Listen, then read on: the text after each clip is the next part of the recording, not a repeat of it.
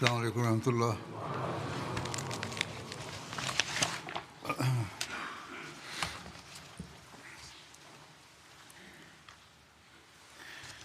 أشهد أن لا إله إلا الله وحده لا شريك له وأشهد أن محمدا عبده ورسوله أما بعد فأعوذ بالله من الشيطان الرجيم بسم الله الرحمن الرحيم الحمد لله رب العالمين الرحمن الرحيم مالك يوم الدين إياك نعبد وإياك نستعين اهدنا الصراط المستقيم صراط الذين أنعمت عليهم غير المغضوب عليهم ولا الضالين.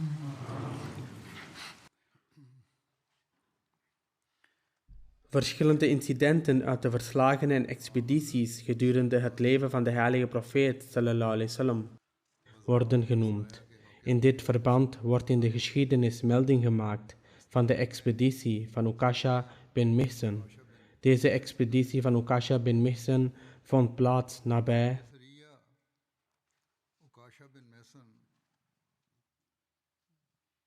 Ghamar Marzouk in Rabiul Awwal 6 Hijra. In het leven en karakter van de zegel der profeten sallallahu alaihi wasallam heeft Hazrat Mirza Bashir Ahmed Sahib geschreven: de heilige profeet sallallahu alaihi wasallam stuurde een van zijn metgezellen, die een muhajir was, Ukasha bin Mihsan, als leider van 40 moslims om de stam van de Bani Asad te bestrijden. Destijds had deze stam een kamp opgezet bij een waterbron genaamd Ghamar, dat zich op een paar dagreizen van Medina naar Mekka bevond. De groep van Ukasha radiyallahu ta'ala anhu reisde snel en naderde Ghamar, om hen te beletten hun onheil te stichten, om een einde te maken aan de ondeugende plannen van deze mensen. Er werd ontdekt dat toen ze het nieuws hoorden over de aankomst van de moslims, de stamleden zich hier en daar hadden verspreid. Als gevolg daarvan keerden Ukasha en zijn metgezellen terug naar Medina en er vond geen gevecht plaats. Er wordt ook melding gemaakt van de expeditie van Mohammed bin Maslama, die plaatsvond in Rabiul Sani 6 Hijra. De heilige profeet sallallahu alaihi wasallam stuurde Hazrat Mohammed bin Maslama naar de Banu Salba en Banu Awal stammen, die in Sulkassa woonden. Sulkassa ligt 38 kilometer van Medina op weg naar Rabaza. De heilige profeet sallallahu alaihi wasallam stuurde Hazrat Mohammed bin Maslama met 10 mannen en deze groep kwam daar 's nachts aan.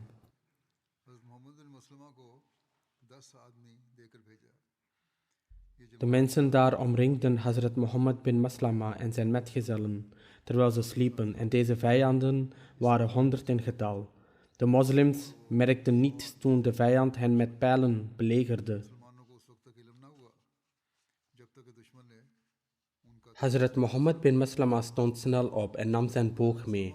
Hij riep luid naar zijn metgezellen om hun wapens op te pakken, dus stonden ze ook snel op.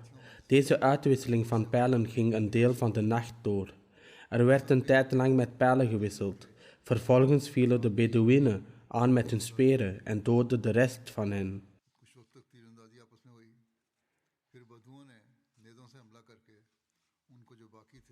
Hazrat Mohammed bin Maslama radiyallahu ta'ala anhu raakte gewond en viel. Hij liep een zodanige wond aan zijn enkel op dat hij niet meer kon bewegen. De mensen trokken zijn kleren uit en vertrokken.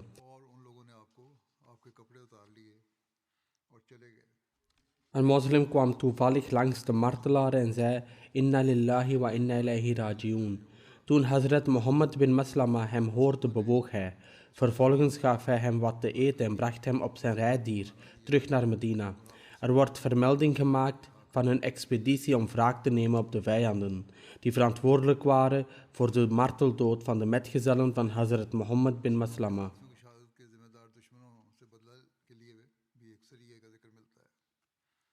Deze expeditie heet de expeditie van Hazrat Abu Ubaidah bin Jarrah.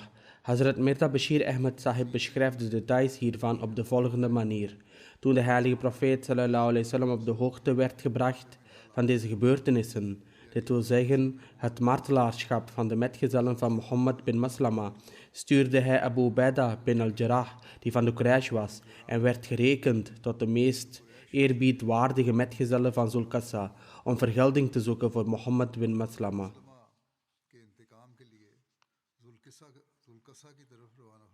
Bovendien, aangezien er ook nieuws was ontvangen dat de mensen van de Banu Salba-stam van plan waren om de omgeving van Medina aan te vallen, stuurde de heilige profeet sallallahu alaihi wasallam een groep van 40 gezonde metgezellen onder de bevel van Abu Ubaidah. De heilige profeet sallallahu alaihi wasallam beval dat ze 's nachts reizen en 's morgens daar aankomen. Bij de uitvoering van deze opdracht kwam Abu Ubaidah daar op tijd aan met zijn troepen, toen het tijd was voor het ochtendgebed. Ze waren in de war door deze plotselinge aanval en na een korte confrontatie vluchtten ze, verdwijnend naar de nabijgelegen bergen. Abu Ubaidah nam de oorlogsbuit in beslag en keerde terug naar Medina. De 2 metgezellen genoemd in deze expeditie, dat wil zeggen Mohammed bin Maslama en Abu Ubaidah bin al-Jarrah, waren beide afkomstig van de meest eerbiedwaardige metgezellen. Naast zijn eigen kwaliteiten en bekwaamheden was Mohammed bin Maslama ook de held van het incident met betrekking tot de moord op Ka'b bin Ashraf, een Joodse man, omdat deze onruststoker door hem ter dood is gebracht. Mohammed bin Maslama was van de Oosstam van de Ansar en in het kalifaat van Hazrat Umar werd hij beschouwd als een van zijn vertrouwelingen. Daarom stuurde Hazrat Umar hem doorgaans om klachten over zijn gouverneurs te onderzoeken. Na de dood van Hazrat Usman werd de deur naar interne wanorde geopend. Mohammed bin Maslama brak zijn zwaard op een rots en nam een staf in de hand. Toen hem naar de reden hiervoor werd gevraagd, antwoordde hij: ik heb van de heilige profeet sallallahu alaihi wasallam gehoord dat, wanneer de deur naar wederzijds bloedvergieten binnen de moslims wordt geopend, breek je zwaard en verberg je in je huis.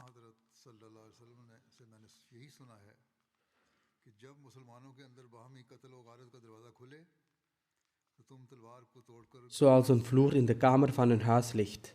Deze opdracht was wellicht specifiek voor Mohammed bin Maslama, of dit specifieke conflict, omdat bij sommige gelegenheden de bestrijding van interne wanorde wordt beschouwd als een zeer waardige dienst aan het geloof. De tweede metgezel was Abu Ubaidah bin al-Jarrah. Hij behoorde tot de grootste metgezellen en was ook van de Quraysh. Zijn verheven grootsheid kan worden afgemeten aan het feit dat de heilige profeet sallallahu alaihi wasallam hem de titel gaf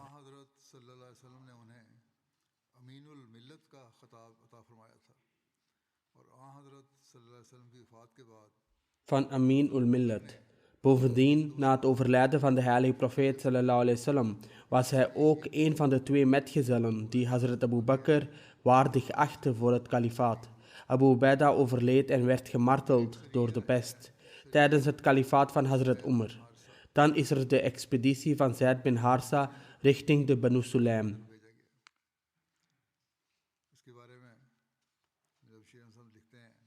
In dit verband schrijft Hazrat Mirza Bashir Ahmed Sahib: in deze maand Rabiul Akhir 6 Hijra stuurde de heilige profeet sallallahu alaihi wasallam een paar moslims naar de stam Banu Sulaim onder het bevel van zijn vrijgelaten slaaf en eerder geadopteerde zoon Zaid bin Harsa. Deze stam woonde in de regio Najd op een plaats genaamd Jamum.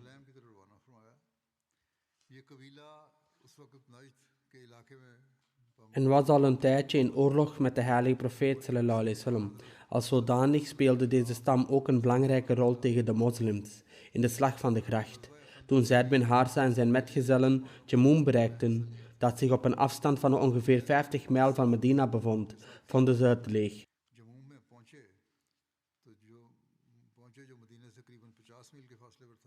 Ze konden echter de verblijfplaats vinden waar een deel van de Banu Sulaim hun vee liet grazen, van een vrouw genaamd Halima uit de stam Muzena, die tot de tegenstanders van de islam behoorde.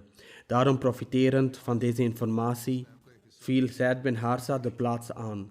Deze plotselinge aanval zorgde ervoor dat de meeste mensen op de vlucht sloegen en verspreid raakten. De moslims konden echter een paar gevangenen en wat vee vangen, die zij in beslag namen en naar Medina terugkeerden. Toevallig bevond de echtgenoot van Halima zich ook onder de gevangenen, en hoewel hij een krijgsgevangene was, hij was een strijder, gezien de hulp van Halima, dit wil zeggen vanwege de informatie die zij heeft verstrekt, heeft de heilige profeet sallallahu alaihi wasallam Halima niet alleen zonder losgeld vrijgelaten, maar liet ook haar man vrij, als een daad van welwillendheid.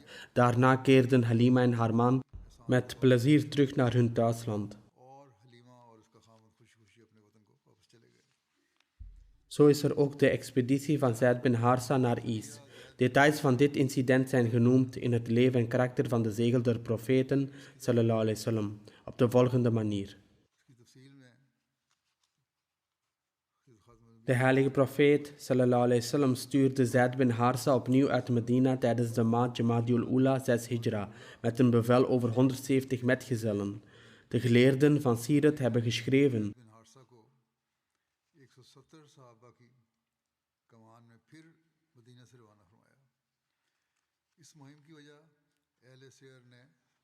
dat de oorzaak van deze expeditie was dat een karavaan van de Quraysh uit Syrië aankwam en dat de heilige profeet sallallahu alaihi wasallam deze groep had gestuurd voor het onderscheppen van deze karavaan.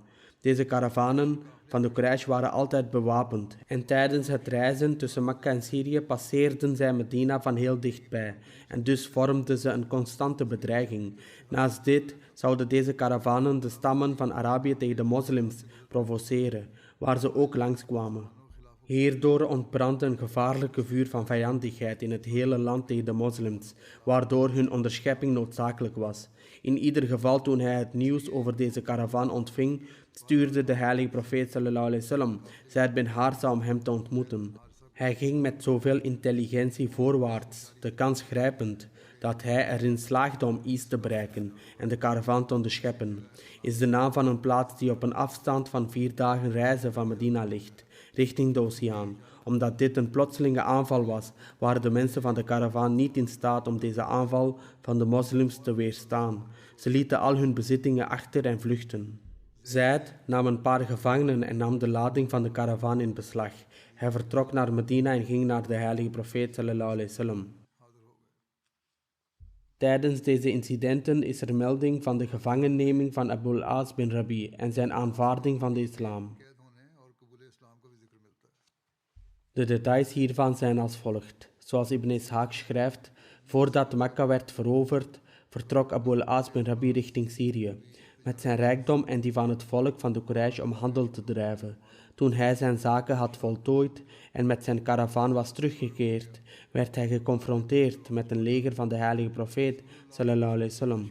De metgezellen namen alle goederen in zijn bezit in beslag en hielden iedereen in de karavaan vast. Ibn Sa'd heeft geschreven dat Hazrat Zaid deze karavaan heeft gevangen genomen, onder wie ook Abu al-As was, en bracht hen terug naar Medina. Volgens imam Zohri en Ibn Uqba namen Abu Basir en Abu Jandal en hun metgezellen de rijkdommen van de karavaan van Abu al-As in beslag en arresteerden hen. Hun basis was Siful Bahr. Siful Bahr is al eerder genoemd, maar niet ver van Is lag de kustlijn. De twee hebben geen van de karavaanleden gedood, want Abu al-As was via een huwelijk verwant aan de heilige profeet sallallahu alaihi wasallam.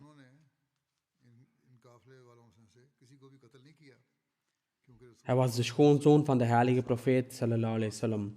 Volgens een overlevering vluchtte Abu al-As voor het leger van de expeditie, dat wil zeggen van Zaid bin Harsa. Toen de moslims met de rijkdommen van deze karavaan naar Medina terugkeerden, ging Abu al-As 's nachts naar Medina. Hij ging naar zijn vrouw Hazrat Zainab, dochter van de heilige profeet sallallahu alaihi wasallam, en zocht haar bescherming. Hazrat Zainab verleende Abu al-As bescherming. Toen de heilige profeet sallallahu alaihi wasallam het ochtendgebed leidde, verkondigde hij de grootsheid van Allah en de mensen deden hetzelfde.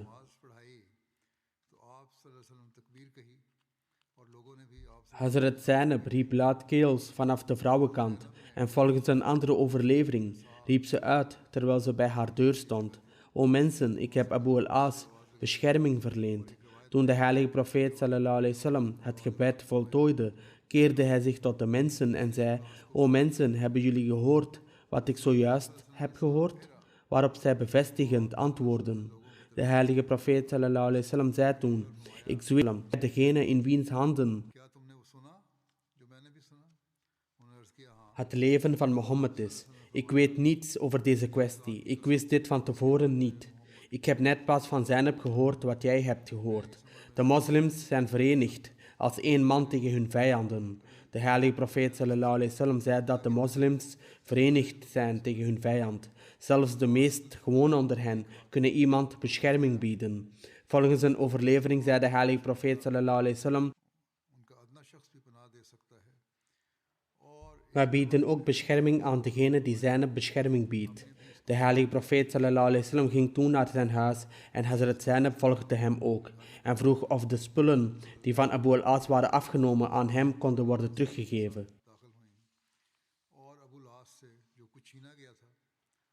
De heilige profeet sallallahu alaihi wasallam ging hiermee akkoord en zei: mijn dochter, zorg goed voor hem, maar je mag hem niet in afzondering ontmoeten, want hij is niet wettig voor jou, omdat hij een ongelovige is en jij bent een moslim. De heilige profeet sallallahu alaihi wasallam stuurde een bericht naar de mensen die aan deze expeditie deelnamen en de rijkdommen van Abu al-As hadden meegenomen. De heilige profeet sallallahu alaihi wasallam zei: je weet heel goed dat deze persoon uit ons midden komt. Dat wil zeggen, hij is mijn familielid en jij hebt zijn bezittingen afgenomen. Kun je hem uit vriendelijkheid zijn bezittingen teruggeven? De heilige profeet sallallahu alaihi wasallam heeft geen bevel gegeven. Hij zei eerder dat als ze het teruggaven als een daad van vriendelijkheid, het hem zeer zou behagen, maar als ze weigeren, dan behoort het tot de buit die Allah de Almachtige hen heeft geschonken. Ik heb er geen enkel bezwaar tegen en jij verdient het. Zij antwoordden: o boodschapper van Allah sallallahu alaihi wasallam, wij zullen de bezittingen aan hem teruggeven. Ibn Uqba schrijft dat Abu al-As met Hazrat Zainab sprak over zijn kameraden, dat Abu Basir en Abu Jandal hun rijkdommen hadden veroverd en meegenomen. Hazrat Zainab sprak met de heilige profeet sallallahu alaihi wasallam over deze kwestie.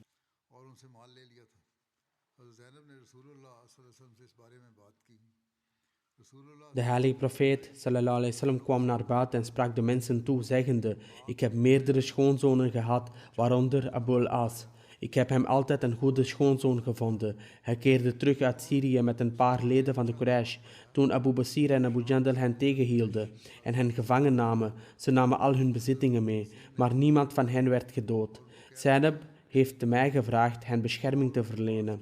Bieden jullie allemaal bescherming aan Abu al-As en zijn kameraden? Zij antwoordden: ja, dat doen we.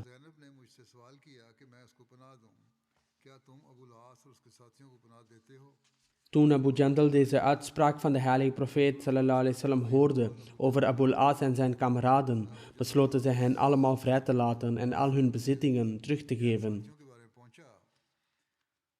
Tot het punt dat ze zelfs alle touwen teruggaven. Volgens Ibn Ishaq en Mohammed bin Umar gaven de metgezellen al hun bezittingen terug, in de mate dat iemand een emmer meebracht en een ander een waterzak meebracht. En anderen brachten gieters terug, terwijl sommigen hout meebrachten voor het zadel van de kameel. Ze gaven alles terug, ook de gevangenen. Er ontbrak werkelijk niets.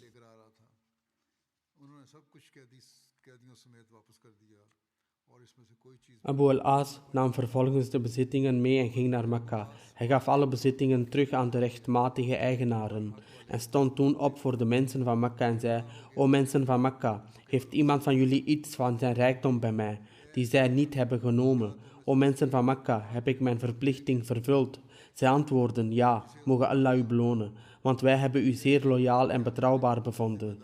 Abu al-As maakte vervolgens bekend dat hij de islam had aanvaard en zei: ik getuig dat er geen God is behalve Allah de Almachtige. En Mohammed sallallahu alaihi wasallam is zijn dienaar en boodschapper. Bij God, er was niets dat mij ervan had kunnen weerhouden de islam te accepteren toen ik bij de heilige profeet sallallahu alaihi wasallam was. Dit wil zeggen, toen hij in Medina was, ik had toen de islam kunnen accepteren, maar ik was bang dat u zou denken dat ik uw bezittingen wilde vergaren.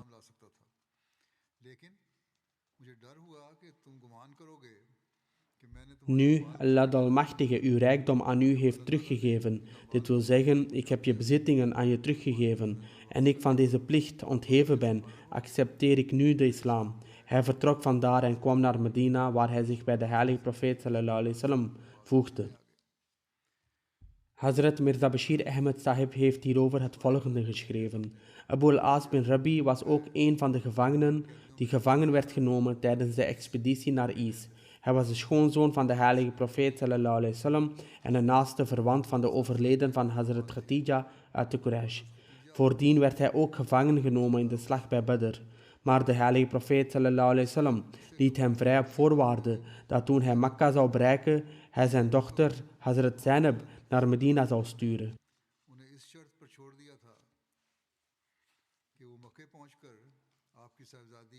Abu al-As vervulde zijn belofte, maar was nog steeds persoonlijk een polytheïst. Toen Hazrat bin Harsa hem gevangen nam en naar Medina bracht, was het nacht. Maar op de een of andere manier slaagde hij erin om Hazrat Zainab te berichten dat ik ben gevangen genomen en hierheen gebracht. Als het mogelijk is, probeer dan iets te regelen voor mijn vrijlating. Dus net wanneer de heilige profeet sallallahu alaihi wasallam en zijn metgezellen bezig waren met hun ochtendgebed, kondigde Zainab vanuit haar huis met luide stem aan: O gij moslims, ik heb Abu al-As bescherming verleend. Toen de heilige profeet sallallahu alaihi wasallam zijn gebed had voltooid, keerde hij zich naar zijn metgezellen en zei: Wat Zainab ook heeft gezegd, je hebt het gehoord. Bij God, ik had hier geen voorkennis van. Maar de gemeenschap van de gelovigen is als één ziel. Als een van hen bescherming verleent aan een ongelovige, dan is het respecteren ervan verplicht. Toen wendde de heilige profeet sallallahu alaihi wasallam zich tot Zainab en zei: We hebben bescherming verleend aan wie u bescherming verleent. De rijkdom die tijdens deze expeditie van Abu al-As werd verkregen, werd aan hem teruggegeven. Toen kwam de heilige profeet sallallahu alaihi wasallam het huis van Zainab binnen en zei tegen zijn dochter: Wees zeer gastvrij tegenover Abu al-As, maar ontmoet hem niet in afzondering. Onder de huidige omstandigheden is het niet wettig dat u hem ontmoet. Na een verblijf van een paar dagen ging Abu al-As naar Mekka, maar deze keer was zijn terugkeer naar Mekka niet voor permanente bewoning, want hij regelde snel zijn zaken en vertrok naar Medina terwijl hij de kalma shahada reciteerde. En toen hij de heilige profeet sallallahu alaihi wasallam bereikte, werd hij een moslim. De heilige profeet sallallahu alaihi wasallam stuurde Hazrat Zainab naar hem zonder een nieuwe nikah. Dat wil zeggen, hij gaf Zainab toestemming om de huwelijksrelatie met Abu al-As opnieuw te hervatten. In bepaalde overleveringen wordt ook vermeld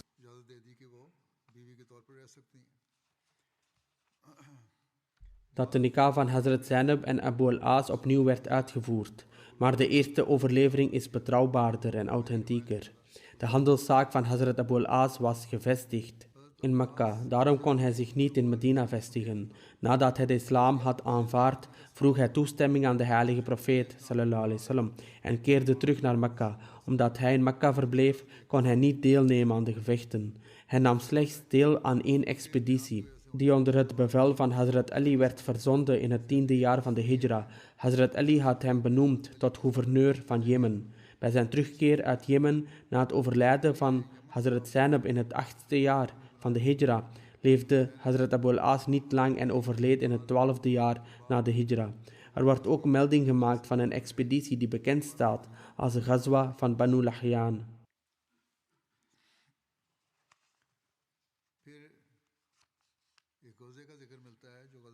De naam wordt geschreven als Lihyan en ook als Lahyan. De Banu Lihyan waren een tak van Banu Huzail. De vallei van Usfan, die 3 manzil, afstand van 3 dagreizen van Mekka lag. En op een afstand van 5 mijl ten noordoosten daarvan lag de vallei van Ghuram, waar de Banu Lihyan woonde. Er zijn verschillende meningen met betrekking tot de exacte maand en het jaar van de slag bij Banu Lihyan. Volgens Allama ibn Sa'd vond deze strijd plaats aan het begin van Rabiul Awwal 6 Hijra. Volgens Mohammed bin Umar vond het plaats in Rajab 6 Hijra. Terwijl Allama ibn Ishaq stelt dat het plaatsvond 6 maanden na de slag bij Banu Qurayza. In Jamadul Ula 6 Hijra. Allama Hakim verklaart dat het plaatsvond in de maand Shaban. Allama ibn Hazm vermeldt dat het plaatsvond in 5 Hijra. En Allama Zahabi verklaart dat het plaatsvond in 6 Hijra. En sommige historici hebben 4 Hijra genoemd. Hazrat Mirza Bashir Ahmed Sahib heeft geconcludeerd dat de slag van Banu Lihyan plaatsvond in Jamadul Awwal 6 Hijra. Overeenkomend met september 627 na Christus. Hij schrijft, historici zijn het oneens over de datum van de Ghazwa Banu Lihyan. Ibn Sa'd heeft het in Rabiul Awwal 6 Hijra vermeld. Ibn Ishaq en Tabari hebben overgeleverd dat het in Jamadul Ula 6 Hijra was. Hij schrijft verder, bij deze gelegenheid heb ik het standpunt van Ibn Ishaq ingenomen, omdat ik het meest authentiek acht.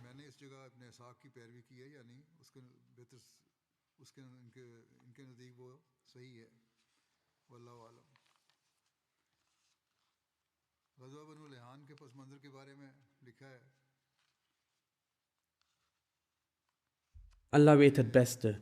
Over de achtergrond van de slag bij Banu Lihyan verwijst Hazrat Mirza Bashir Ahmed Sahib naar het tragische incident van de metgezellen van Raji en noemt het in deze context.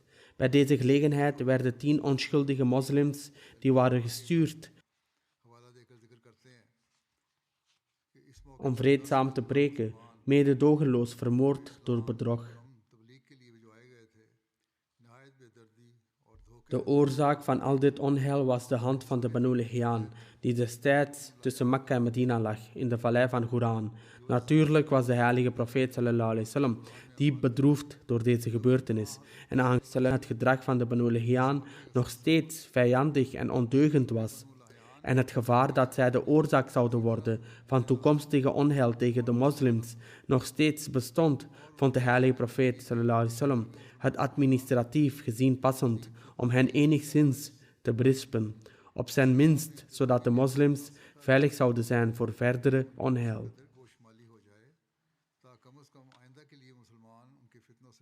De heilige profeet sallallahu alaihi wasallam stelde Hazrat ibn Maktoum aan als zijn plaatsvervanger in Medina en vertrok persoonlijk op expeditie richting het noorden.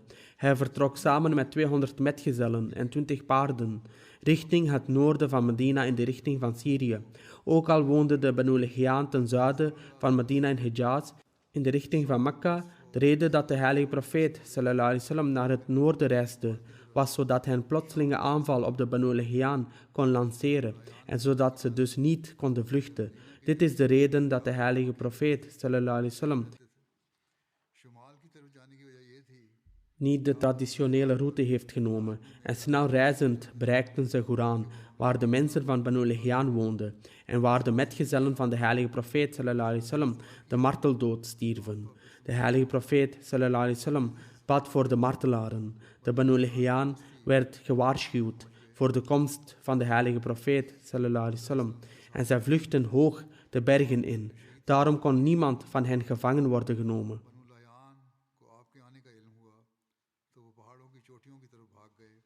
De heilige profeet sallallahu alaihi wasallam bleef daar 1 of 2 dagen en stuurde verschillende troepen in alle richtingen, maar niemand kon worden gevangen genomen. Toen de heilige profeet sallallahu alaihi wasallam zijn bestemming had bereikt, bleef hij daar nog enige tijd.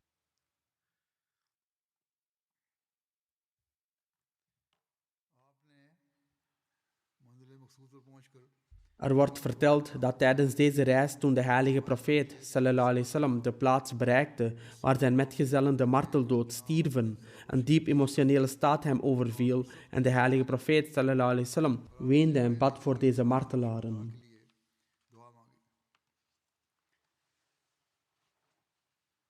Er staat dan geschreven dat toen de heilige profeet sallallahu alaihi wasallam niet in staat was een plotselinge aanval op de Banu Lihyan uit te voeren, doordat ze gewaarschuwd werden en naar de bergtoppen vluchten, ging de heilige profeet sallallahu alaihi wasallam naar Usfan, zodat de mensen van Mekka zouden denken dat hij kwam En zo ging de heilige profeet sallallahu alaihi wasallam samen met zijn metgezellen naar Usfan. Volgens Ibn Ishaq stuurde hij 2 ruiters. En volgens Ibn Sa'd stuurde de heilige profeet sallallahu alaihi wasallam 10 ruiters onder bevel van Hazrat Abu Bakr, zodat de Quraysh hiervan op de hoogte zouden komen en overmand zouden worden door angst dat ze kwamen.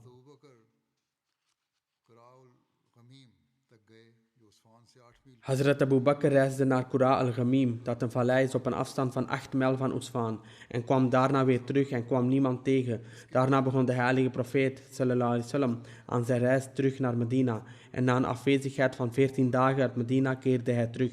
Hazrat Mirza Bashir Ahmed Sahib schrijft: tijdens zijn terugreis sprak de heilige profeet sallallahu alaihi wasallam een gebed uit, die de moslims later begonnen te reciteren, meestal tijdens de terugreis van een belangrijke reis.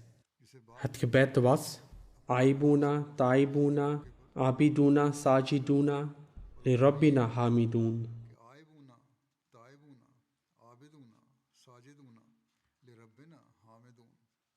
Wij zijn degenen die terugkeren naar ons God. We buigen voor Hem, we aanbidden Hem, we buigen voor Hem neer en zingen de lof van onze Heer.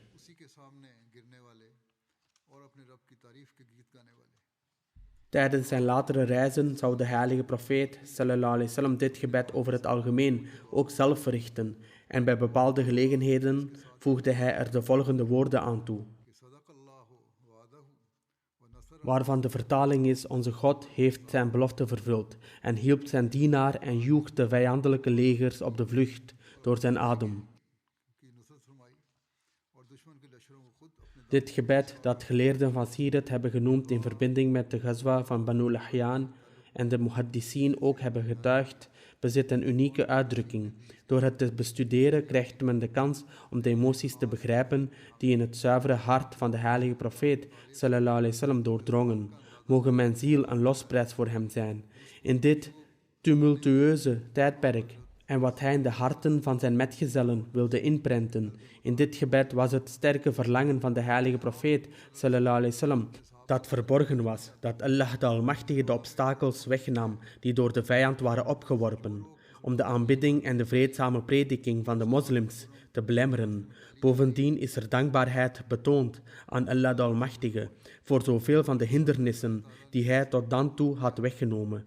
Het voorbeeld hiervan is als een man die verzonken is in zeer wenselijk werk. En plotseling bemoeit iemand anders zich ermee en leidt zo zijn aandacht af. Maar na verloop van tijd wordt deze belemmering door goddelijke genade weggenomen en opnieuw krijgt hij de kans om zich met zijn geliefde werk bezig te houden. De emoties die bij zo'n man zouden worden opgewekt, zijn degenen die verborgen zijn in dit gebed. De heilige profeet sallallahu alaihi wasallam drukt hier uit dat nadat we bevrijd zijn van onze tijdelijke belemmering, keren we nu terug naar een staat waar we tijd kunnen doorbrengen in de herinnering aan God en de gelegenheid zullen krijgen om Hem te prijzen.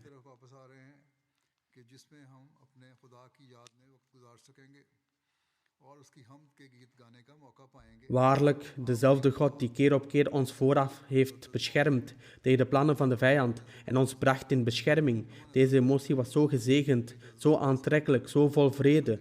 Het is echt jammer dat verschillende vijanden van de islam niet nalaten beschuldigingen te uiten en blijven beweren dat het werkelijke doel van de heilige profeet sallallahu alaihi wasallam en zijn metgezellen aanvallende oorlogsvoering en materialisme was. Dan is er nog een expeditie die van Zaid bin Harsa.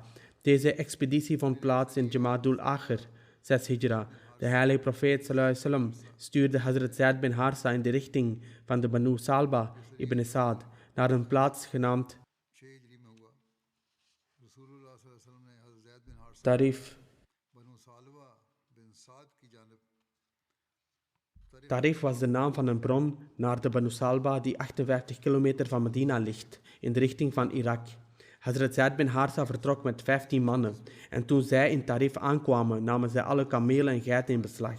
De Bedouinen die daar woonden werden bang dat de heilige profeet sallallahu alaihi wasallam naar hen toe was gemarcheerd en vluchtten vandaar weg. Hazrat Zaid bin Harsa leidde de dieren naar Medina. De mensen van Banu Salba gingen op zoek naar deze metgezellen, maar ze konden hun metgezellen niet vangen. In totaal brachten de metgezellen 20 kamelen mee. Ze bleven tijdens deze expeditie 4 dagen buiten, maar er ontstond geen conflict. De slogan die de moslims tijdens deze expeditie gebruikten was Amit, dit wil zeggen vernietig. De rest zal in de toekomst inshallah vermeld worden. Iedereen is op de hoogte van de stand van zaken in de wereld. De omstandigheden die in Syrië zijn ontstaan zijn nog niet geheel duidelijk. Hoewel het lijkt alsof er een einde is gekomen aan een vrede dictatuur, moeten wij bidden dat de nieuwe regering rechtvaardig zal regeren. Hoewel ze zeggen dat ze rechtvaardig zullen regeren, wordt het over het algemeen opgemerkt dat na het aan de macht komen, daden niet overeenkomen met woorden. Mogen Allah de Almachtige de Ahmadis op deze plaatsen beschermen.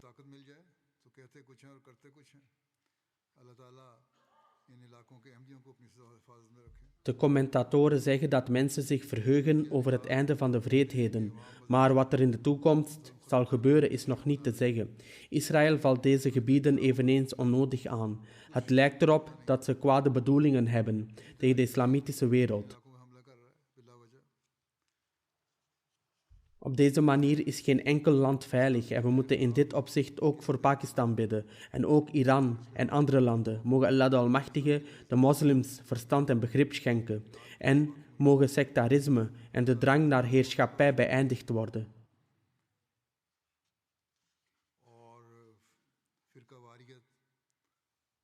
En mogen ze allemaal verenigd worden.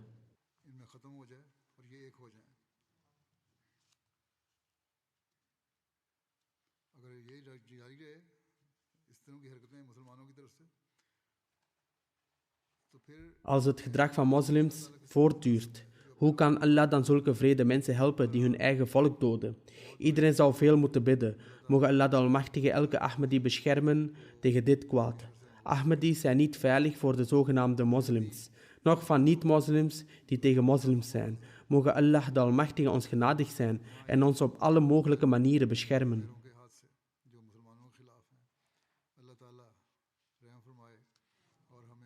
Tegenwoordig vinden er wereldwijd talloze stormen plaats. Onlangs werd Mayotte getroffen door een storm, maar dankzij de genade van Allah de Almachtige bleven de Ahmadis daar veilig. De gemeenschap is daar actief betrokken bij humanitaire inspanningen, die ook door de overheid zijn erkend.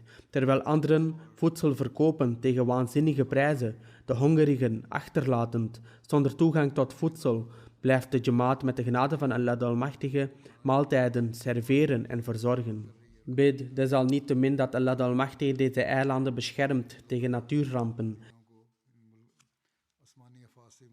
Na het vrijdaggebed zal ik ook enkele begrafenisgebeden leiden. De eerste begrafenis is voor Amir Hassan Morani Sahib, een martelaar. Hij was de zoon van Dur Mohammed Sahib uit Nusratabad, district.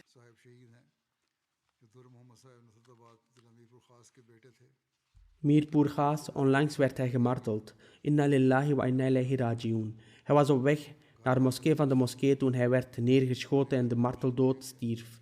De overledene was een Musi. Hij laat zijn vrouw, moeder, 2 zonen en 3 dochters achter, evenals broers en zussen.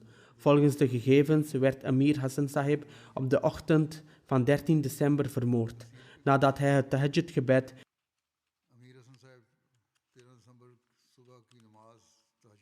en gezamenlijk het Fajr-gebed had verricht, was hij op weg naar huis met zijn 12-jarige zoon Temur.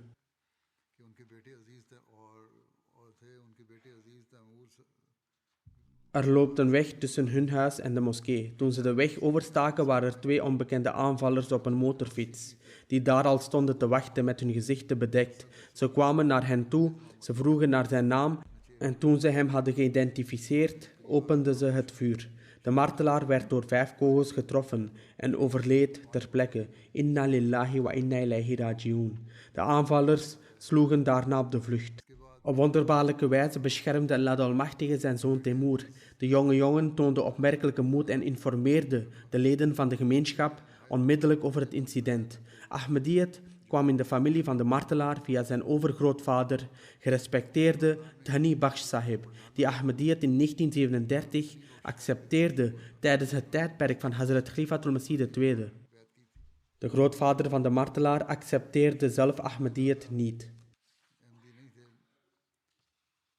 Maar de rest van de familie, inclusief zijn ooms, wel. De vader van de martelaar door Mohammed Sahib Zoer Trouw in 1964, eveneens ten tijde van Hazrat Khalifatul Masih II.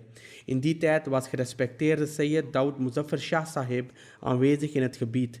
De martelaar was een landbouwer en hij werkte een tijdje als bewaker in Nusratabad. De overledene werd vereerd met de mogelijkheid om te dienen als lokale kaid van Majlis Khudam al-Ahmadiyya. En ten tijde van zijn marteldood diende hij als secretaris Waqf-e-Noom. Hij had een sterke band van loyaliteit en toewijding met het kalifaat. Hij was een gastvrij en zachtaardig persoon.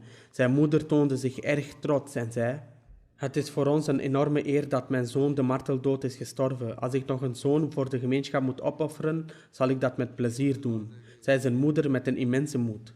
De martelaar zorgde altijd voor zijn broers en zussen, vooral na het overlijden van zijn vader.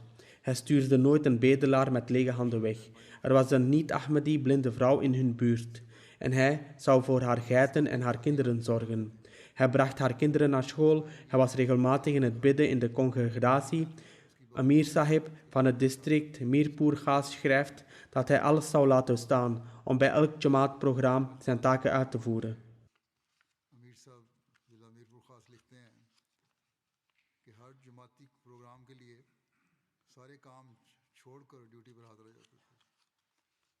Hij zegt dat hij de afgelopen maand een duidelijk verschil heeft opgemerkt bij de overledene.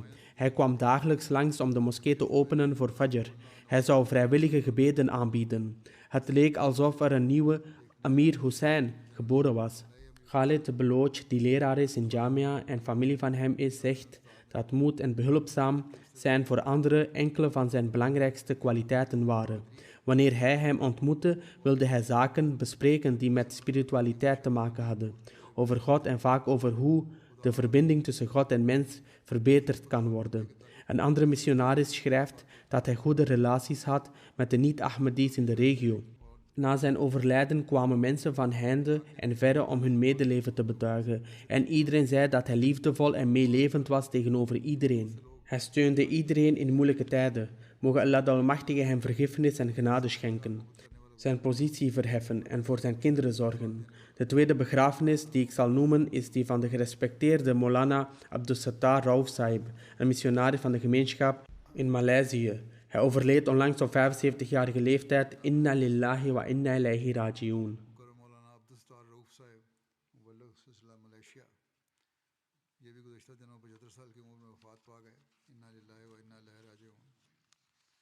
Hij had de eer om op 15 januari 1973 Ahmadiyyat te aanvaarden. Hij schreef zich in oktober 1977 in bij Jamia Ahmadiyya Rabwa en voltooide de Mubashir-cursus.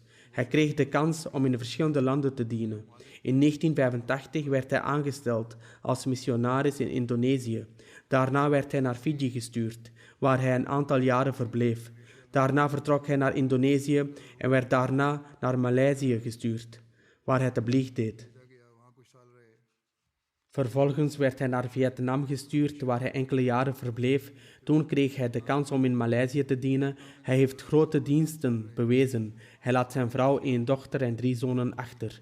Degenen die hem kenden, hebben geschreven dat hij volledig toegewijd was aan de Jamaat. En hij zou de leden van de Jamaat ook opdragen om offers te brengen en hun leven te wijden. Hij was erg liefdevol en bedekte de zwakheden van anderen. Dankzij zijn inspanningen op het gebied van tabligh kregen veel mensen de kans om zich bij de Jamaat aan te sluiten.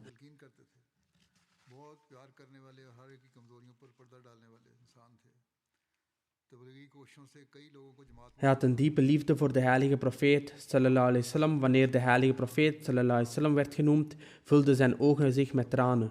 Telkens wanneer hem werd verteld dat hij naar een ander land moest gaan om de Jamaat te dienen, zou hij zonder zijn vrouw en kinderen verder gaan, zonder enige zorgen. Hij was altijd bereid offers te brengen voor de Jamaat. Mogen Allah de Almachtige vergiffenis en genade schenken aan de overledene, zijn positie verheffen en zijn kinderen in staat te stellen zijn deugden voort te zetten.